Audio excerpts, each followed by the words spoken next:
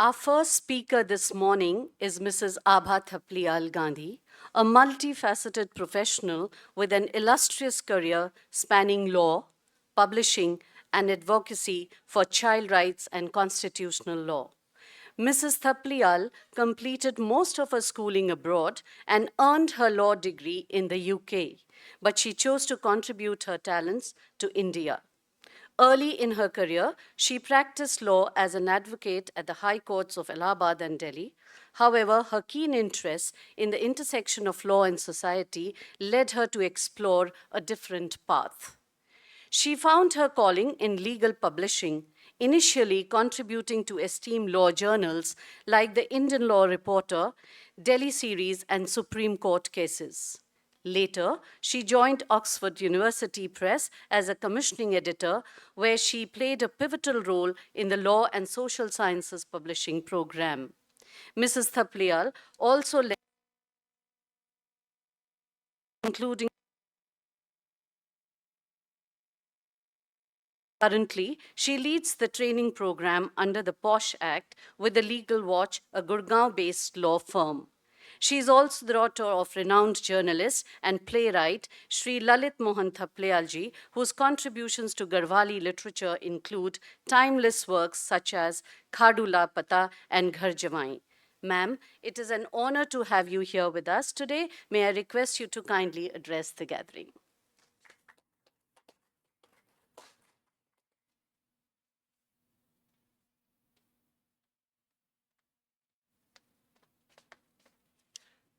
Good morning, everyone. Namaskar, and my distinguished colleagues on the dais. I must start actually by conveying my thanks to the Dhulia family, especially the indefatigable Himanshuji, Captain Dhulia, and the Karmbhumi Foundation for the opportunity of assessing these, examining these essays. For me, it really was a rare privilege and of course, a crash refresher course in constitutional law. There are two reasons that I feel especially privileged to be part of this endeavor. One is, first of all, the reason is that it is being held in honor of Shri Keshav Chand Dhulia, somebody I hold in, I have deep respect for and gratitude and affection. As the years have gone by, I have realized more and more that he really was a remarkable person. He was a man of conviction, deep values, and courage, but without pretension or vanity. In relation to my own life, I can say that Dhulyaji was a person who did not hesitate to do the right thing at the right time.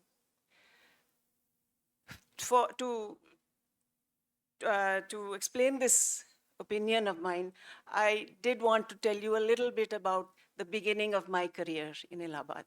For various reasons, it was decided that I can start work at Allahabad High Court, having completed my education abroad and having little experience of India. Be that as it may be, I came to Allahabad. I am talking about the 1980s. This is more than 40 years ago. And I must say very bluntly that at that time, the profession, the legal profession in Allahabad was plagued by various issues. There was groupism, intrigue, low-grade politics, sexism, and the C word, casteism. For me, it was a word that was new to me, and I frankly didn't understand much. So there I was, a sore thumb, a stranger, and a bit of a curiosity. Nobody took me seriously. Nobody wanted me there. Least of all, the people who were supposed to be my seniors and guides. So anyhow, I started off, tried to take things in my stride and get on with work and life. But eventually the environment had its impact, and there was very strange, unsavory incidents. And then there was some episodes of actual obvious hostility. So after less than a year, I had had enough. I was asked to leave my senior's chamber. And I thought it's time to go. So I told Dulyaji, I told him because I knew him socially, we used to meet. And his response just blew me away. I was so surprised. He said, "You will not go. Tu nahi jayegi." In emphasis, to emphasize the issue, tu nahi jayegi. You will work in my chamber. I was taken aback because he was a very affable and friendly guy. He never imposed his views on anybody. But then he explained a few things to me. He said, I need to stay because I must establish that I was serious about work and that I could do it. So I kind of regained my confidence and I changed my mind. And I actually worked with him in his chamber. He was standing counsel and he had some private work as well. He was a busy man. So I studied files, I started appearing in the courts, and I ended up gaining a lot of valuable experience of how the courts worked and how cases are presented. And I began to understand the society around me a little more. So you see what I mean by doing the right thing at the right time. Dulyaji didn't have to do any of that. I was not his responsibility. Nobody asked him to take care of me. He could have made up so many excuses. He could have simply let me leave town feeling lost and a failure. But that's not the way he was. So without any fuss or grandstanding, he just turned the whole situation around. So my connection to him is the first reason I'm so pleased to be here and associated with this essay competition. The second reason brings me right back to the present, and that is that this event has been a wonderful opportunity for me to meet young people, even though it was through their writing, not personally. After all, these competitors, these writers, are the lawyers and leaders of tomorrow, and most importantly, they're citizens of tomorrow. So as the cycle of life keeps turning, inevitably, the older generations step back and go their way, and the younger people shoulder responsibilities and lead the way. So first, I must congratulate all the people, all the young people who participated. I think it's a great idea to step up, to explore new ideas, express oneself, and to test one's understanding of the subject one is studying and do some thinking beyond the syllabus. And of course, engage in healthy competition. The theme chosen by the organizers is really important for anyone who believes in the great experiment that is Indian democracy and really wants it to succeed. Every constitution in the world is founded on certain values. What are they? They are, after all, beliefs, ideals, and aspirations, manyataएं. The values of our constitution show us what kind of life every citizen should be able to have, regardless of our complicated history, our social divisions, and practices of plain injustice. Whatever may be the situation on the ground, and several students have clearly pointed this fact out in the essays. Goals, I do believe, are critical to clear the fog in our minds and help us construct our paths. That is why the preamble is so very important. And what are the key values? Justice foremost, equality, liberty, fraternity. That despite everything, we can live together in peace and treat people fairly. And this preamble is a direct reflection of the qualities of the leadership of our freedom movement. And what I understand, finally understand about this movement is that it really became powerful when it made it very clear under Gandhiji's leadership that um, and it reached the hearts and minds of ordinary people of all areas, of all classes, of all groups, of all linguistic groups. It really began to make sense when that movement made it clear that we are fighting for two fundamental goals. One is, of course, freedom from English, British colonialism. Secondly, and always this was emphasized, is that we have to clean up our own act. We have to look at ourselves critically and change some of the things that need changing. And what are those things? Essentially, the thing is the embedded injustice in every corner of our society. We have a beautiful history. We have a great culture. There's no debate.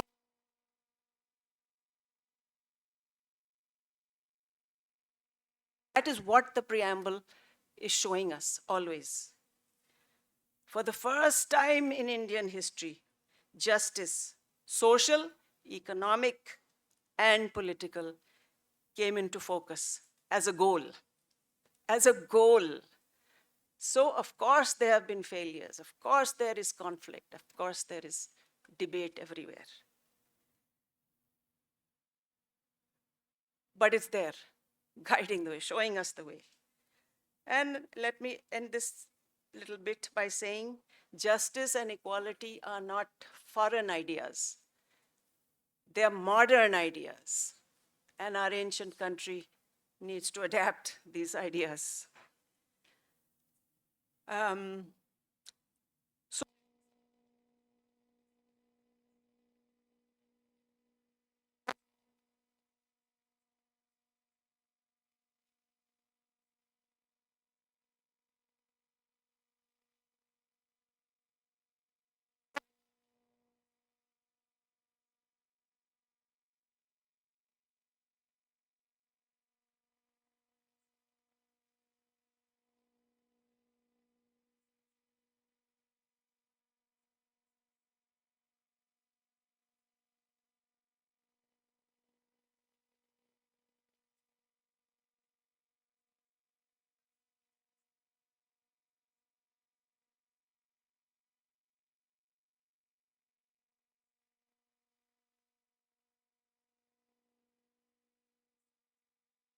Blinding flash of the obvious, but very often, just as common sense is the least common sense, the obvious solution is sometimes the least obvious.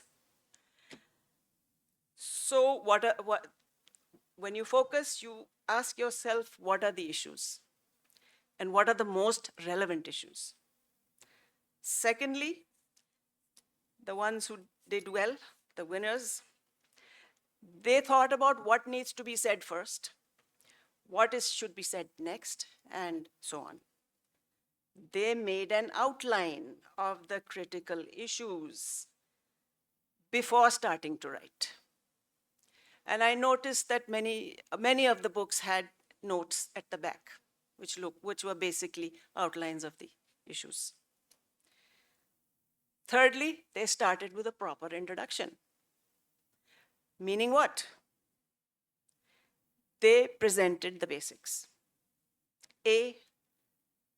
Their view of the essential idea, the essential point. Their opinion as to what is the most important value in the Constitution. Then they briefly indicated what is meant, what is the meaning of the word value.